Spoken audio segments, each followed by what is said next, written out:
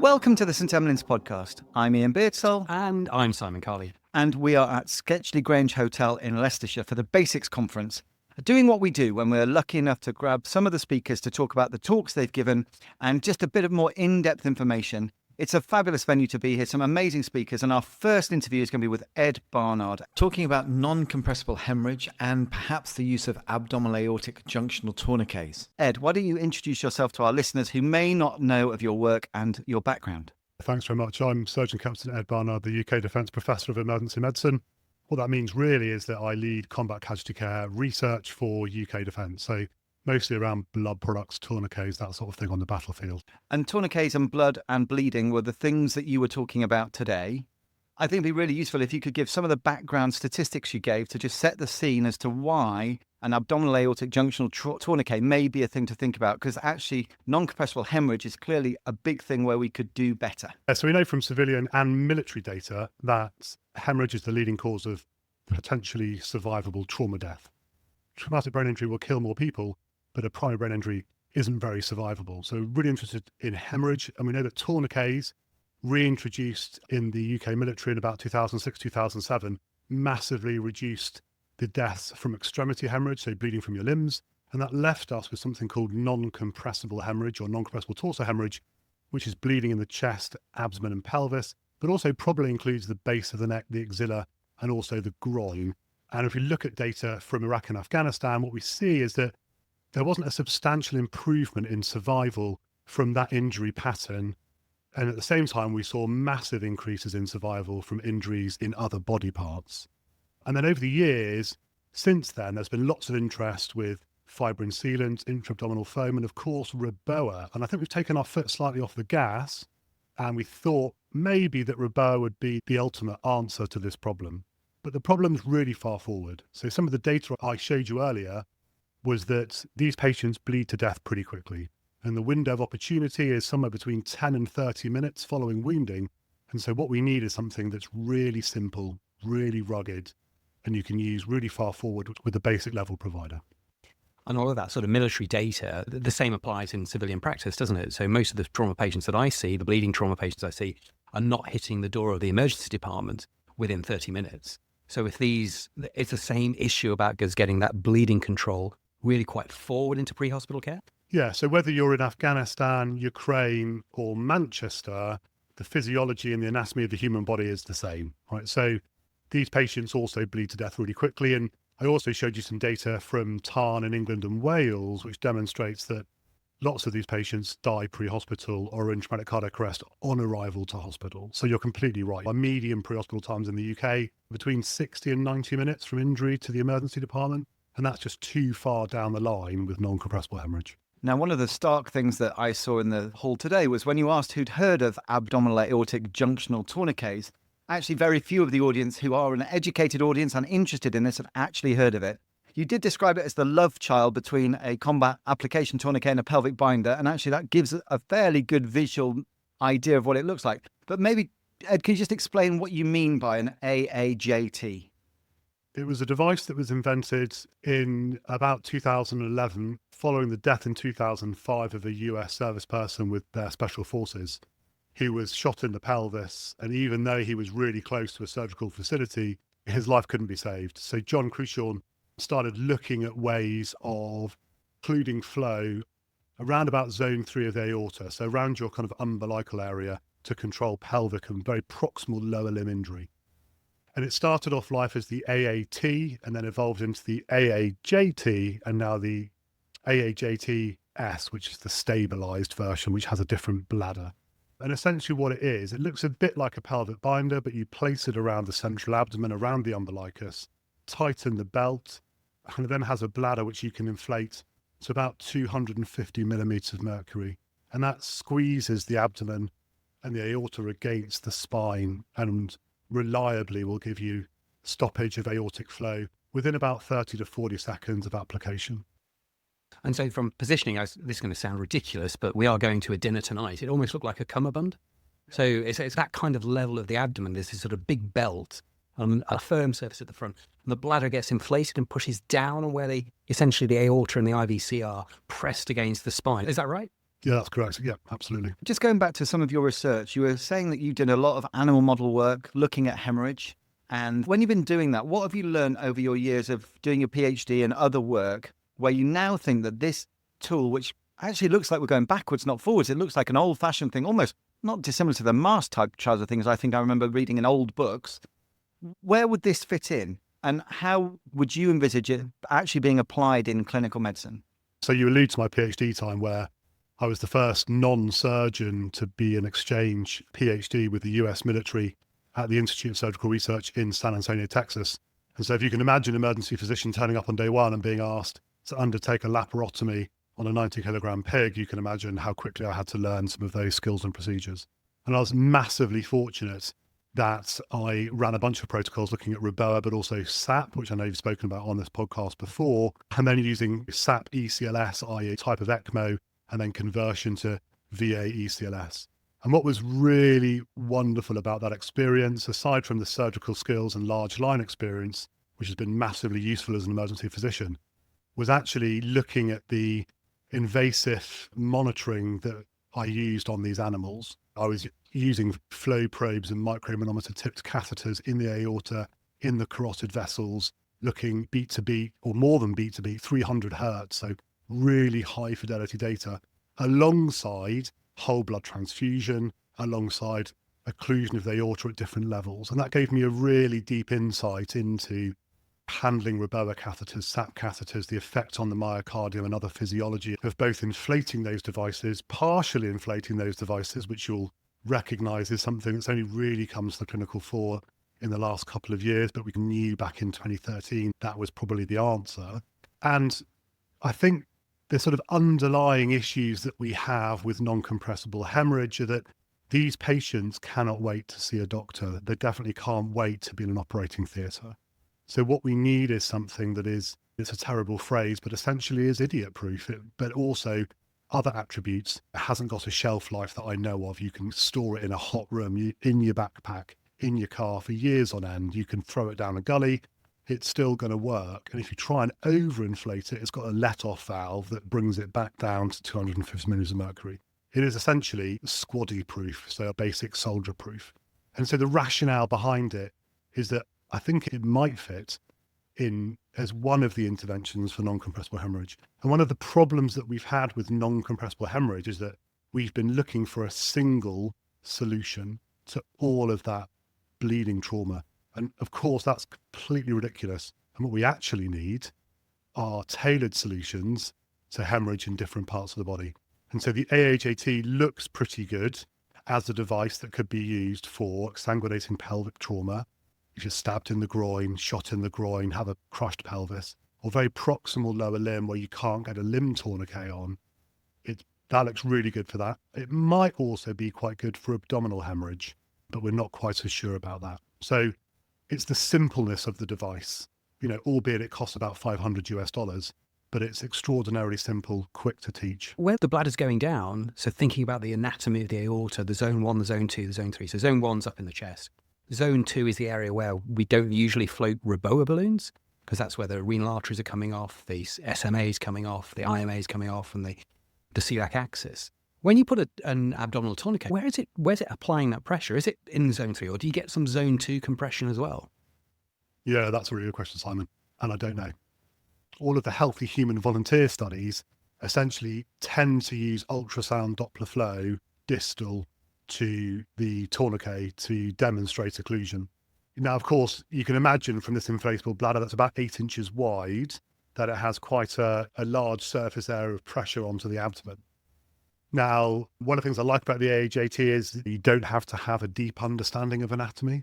And the renal vessels around L1, where the tourniquet is designed to be applied around the umbilicus, we actually know from a small clinical study that's currently ongoing in Graz, Austria, that there appears to be more movement in actually unwell patients who are bleeding, as in lateral shift of the device, it seems, although only a couple of cases. And that would be a concern. So you'll notice from the outline plan I gave you in the talk today about the occluder trial, which we're planning to start hopefully in March, April 26, that we'll be collecting an awful lot of data to try and better understand that and other questions. we've talked a lot about REBOA and other strategies and the high end of resuscitation. And I think one question I always have is, but really, what could we be doing in our day-to-day emergency medicine practice? Ed, I know that you're an emergency physician in Cambridge, as well as your forces role with the Royal Navy. But do you think we've got the basics right in hemorrhage management? And all this research into the higher end techniques is great, but should we be doing more to just get the everyday basics right before we start looking at things like this? So what's really interesting looking at data internationally is that our pre-hospital times in the UK are quite long. And if you're bleeding to death, there's no doubt in anyone's mind that where you need to be as an operating theatre, probably better a hybrid suite of IR and a surgical theatre. And so the US particularly have got much shorter pre-hospital times, certainly in super urban areas. And if you are bleeding to death, clearly that is the solution. What we're interested in with NCH adjuncts for intervention are trying to deliver a live patient to that surgical suite. And the military is a bit of a unique case. We're currently looking more closely at large-scale combat operations and the medical support to that. There's not a lot of data coming from Ukraine, but we do know that pre-hospital times are often quite prolonged. And so we're very actively looking at ways that we can keep these patients alive to actually get to an operating theatre to have a chance of survival. So in terms of how from my pre-hospital practice in the east of England and my emergency medicine practice, one of the things that really hinders us is our inability to reliably identify different cohorts of bleeding patients. And I think about them as the has-bleds and the still bleedings. And they are two quite different cohorts. One of the problems we have with rapid response that you've probably experienced is that you get to patients too early and you don't have the recognition prime decision making to recognize that this patient is actively exsanguinating to death. But some method or some improvement in our ability to recognize those patients would be really helpful to further develop our understanding protocols, interventions as to how we manage them. Because those rather like traumatic brain injury and people that push pre-hospital times for patients with traumatic brain injury are probably wrong, because what we really want to see is very careful, considered care, very clean physiology through anesthesia, excellent, meticulous neuroprotection. Because although you might want to get them to a neurosurgical centre relatively quickly, you don't want to kill their brain because you get there 10 minutes earlier. And they're very different patients to patients who are actively exsanguinating. And then you've also got the patients who are has-bleds and look a bit sick. And these are the patients that typically you give a unit of plasma to and a unit of red cells, and suddenly everything's fine. Those are the patients that we predominantly see in the UK, I think, outside of big urban centres. Going on to the occlude trial, which is recently been funded to undertake a feasibility and safety trial of the AAJTS in London, looking to put the AAJT on 20 patients, looking at the effect on the physiology of putting the tourniquet on, looking at what happens when you take it off, looking at the surgical approach, getting qualitative feedback from operators on how it was like to operate around all the decision-making, et cetera, but importantly also collecting data on adverse events that are secondary to the tourniquet in these patients to better understand who we should be placing the tourniquet on. We originally wanted to do that in the east of England and London to capture two different cohorts of patients. So the cohort in London, after feedback from London stakeholders, was they want a device to use on patients that they arrive at early and they're actively exsanguinating to death, and the AAJT would be the first intervention that they would do. A bit like the way that we think about pelvic binders potentially being used in two different kind of thought processes. In the east of England, we're much more likely to use that device in a more rural setting in patients that we arrive to later by the fact that it takes us longer to get there, who we get to, they're still alive, but they appear to be hypovolemic. We give them 2 units of red, 2 units of yellow, and they still are looking really unwell or getting worse. We would then apply the AAJT. I think there's probably two groups of patients. There's that immediate large vessel bleeding to death in front of your eyes very early, and there's the patient who is a partial or non-responder in the pre-hospital space who you want to stabilise to transfer to a major trauma centre. And the key from the device seemed to be that actually this could be something carried by, as you said earlier, non-highly trained individuals and put on relatively easily and simply, like we've done with pelvic binders actually, although 500 quid's quite a lot to put on every ambulance, isn't it? But that could be done as a temporizing measure with the quick responder, the first person who gets there, whilst maybe a higher level HEMS team is on their way to do the other stuff. Every NHS ambulance service operates a bit differently, and I've worked in a few of them, but my current one, East of England, I would see that fielded now with leading operations managers, so ambulance officers in their cars, in the same way that the Lucas compression device has been fielded. You'd also probably see it with armed response police units, and you'd see it with helicopter EMS and quick care response cars. Interestingly, with the occluder study, through different conversations and consultations prior to getting the trial funded, we've decided to field it during the feasibility trial with APP's critical care, and there are roughly about 6 to 8 of those on duty around London at any one time, but also with London's Air Ambulance. And what we've allowed for in the protocol is if one of the APPs applies an AAJT and they're backed up by London HEMS, the London HEMS team have the authority to reevaluate that tourniquet and perhaps remove air from the bladder, leaving the device in situ, and look at the response. So we're quite keen to capture data on, is it feasible to throw it really far forward and have some measures of reevaluation quite early in that process. And I presume if you've got the tourniquet on and then you want to do another intervention like REBOA, which London may still be thinking of, you can do both, or do you have to do one or the other? What's interesting for us from a surgical perspective, so I'm running this trial in conjunction with Nigel Ty, who's a vascular trauma surgeon in London and Deaf Prof Surg. And actually, what we don't know is how surgeons might approach the anterior abdomen for a trauma laparotomy with the AAJT in situ. As in, your options are take it off, knife to skin, hope for the best. The other, probably better option is to place a zone 3 REBOA, essentially hand off vascular control to the REBOA device, then remove the AAJT. So that is something that we specifically want to or hope to look at.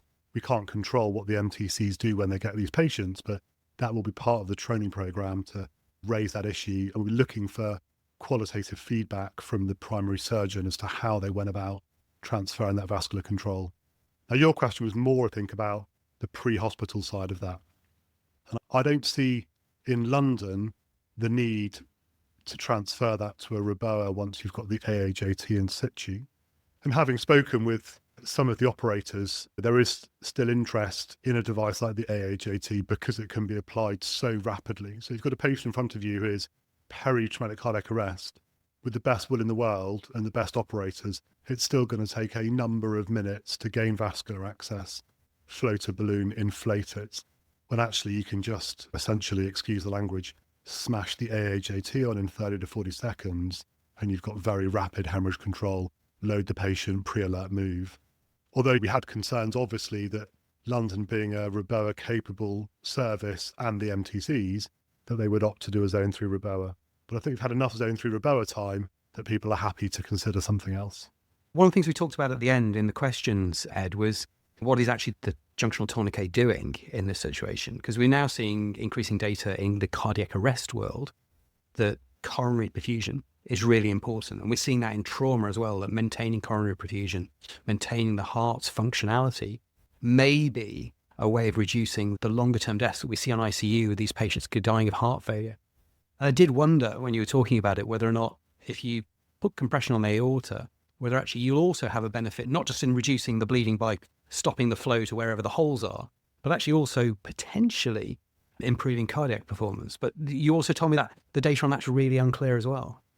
I think my lab experience in large pigs has been really helpful in understanding the physiological response to balloon occlusion in different zones of the aorta. And we see a very different picture in those pig models with zone 1, which is a balloon above the diaphragm essentially, to zone 3, which is at the bifurcation. And with the zone 1 balloon, what we see is a rapidly increasing massive cardiac afterload. And that's great potentially. And I'm involved in the ERICA arrest trial led by Paul Rees and John Barrett up at EAAA.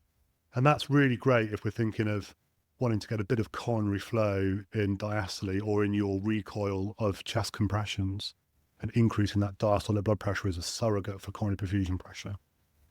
The problem with it in traumatic hemorrhage is that massive afterload in the pig models does make them more susceptible to a failing myocardium. So you've got a myocardium that's already hypoperfused, It's already struggling, lactate's already high, the pH is already low, and you're asking it to beat against a very proximal occlusion. And in some of those animals, what we see is left ventricular dilatation, and that actually appears to increase myocardial ischemia through essentially crushing the coronary vessels within the expanding myocardium. That's very different to zone 3 REBOA. I've got a whole nother talk about REBOA, but I like to refer to the two as REBOA and leg BOA because they are very different in all sorts of ways. Their risk profile is completely different, the duration is completely different, etc., etc. I think with the AAJT, we're just not sure. Clearly, it doesn't just compress the aorta, and that's some of the concern around the adverse events that we don't really understand outside of pigs. We definitely don't have data for in patients, in humans, who are actually critically hypovolemic, and that could be quite different. But it is squeezing the entire abdominal contents. So you'd expect that to have an effect on cardiac afterload that's perhaps different to the complete lack of effect with the zone 3 REBOA on cardiac afterload. But I don't think we know. And I think the summary of all of this is that we've had this device around for over a decade, but we're lacking really high quality human clinical data on this device. And it might be a really useful intervention that's pretty simple and can be applied far forward. I can picture a scene where you've got a patient with life-threatening, non-compressible trauma, and the first responder, whoever that may be, has applied the AAJT that has helped keep that patient alive. There's then been a HEMS team dispatched who've given some blood, red cells, plasma, got them to the local emergency department, major trauma centre. In that trauma centre, it's decided now that this patient needs a laparotomy to stop their acute bleeding to try and save their life after they've been for their immediate CT scan. That go into theatre, they have the zone 3 REBOA placed to replace the AAJT so that you can get access for the laparotomy. You successfully go in and you stop the bleeding, and the patient has ongoing resuscitation. They end up in the intensive care unit. And talking to Chris Bishop last year, maybe after a couple of days, their insult to their body is so severe they now need to be placed on an ECMO circuit to try and recover them from their metabolic insult from their trauma. They have a prolonged ICU stay, and they're finally discharged, maybe successfully, with a good outcome several weeks later. It's all great, but can we really afford it? In terms of the health economics, we are not looking at that with the occluder feasibility of 20 patients. I think our issue in the pre-hospital and emergency care area is how do we keep these patients alive to get them to hospital, to have some surgery or interventional radiology to try and stop their bleeding. A vascular injury or a solid organ injury that we can control either with balloons or a tourniquet, actually these patients are really survivable. And the AAJT is currently licensed for I think a 1 hour maximum application around the abdomen. And we can see from the pig studies that there is a bit of a ischemia reperfusion injury, but it's not terrible. At 2 hours, it's a bit worse. And there's a Swedish animal study at 4 hours where it's really terrible. A bit like REBOA, when you're putting a REBOA in situ, you need to put it in and have an exit plan at the same time. And the same would be true with the AAJT. So you can't put it on and then wonder what you're going to do with the patient. You need to think, I've got a strategy here where I can be in an operating theatre in the next 50 minutes, 60 minutes. So it's okay for me to put the AAJT on. Now, what the future might hold is some sort of partial AAJT. The problem with that is, one of the things we love about it, we think, is it's a really simple device. And as soon as we start thinking about partial occlusion, things then become a lot more complicated. The other patient you could see, so you've given a sort of a really tough journey for the patient that you've just described. You can have another one who was stabbed in something like the iliac vessel. It's a relatively small injury, but they could actually bleed to death in front of you. The surgery for that is not particularly complex. And if you don't allow them to go into profound shock, they may have a very short stay in hospital. They might actually survive, and that may be a completely normal survival with no significant morbidity and no mortality. So there's going to be a spectrum of patients there, really. So yeah, really fascinating stuff. What really excites me about this is there's so much more to learn about trauma. And particularly about bleeding trauma, we're just not there yet. With so much work. You're not going to be short of work, are you, in the research world? No, I think a really big area that we have mostly failed to address is the identification or differentiation of trauma patients early on. So we see this problem in blood transfusion trials particularly, and I've been involved with the SWIFT whole blood versus component therapy trial, results out hopefully later this year, in that we find it very difficult to identify patients who are bleeding to death. And until we can do that, we can't include the right patients in clinical trials to properly test interventions. So a really heterogeneous group of patients, most of whom don't need your intervention, really muddy the waters when it comes to understanding how to intervene. And it goes full circle, because if we do demonstrate something's really effective, we then need people to be able to recognize those patients clinically to use that intervention. And that is probably our biggest problem, I think, with making further advances in trauma care.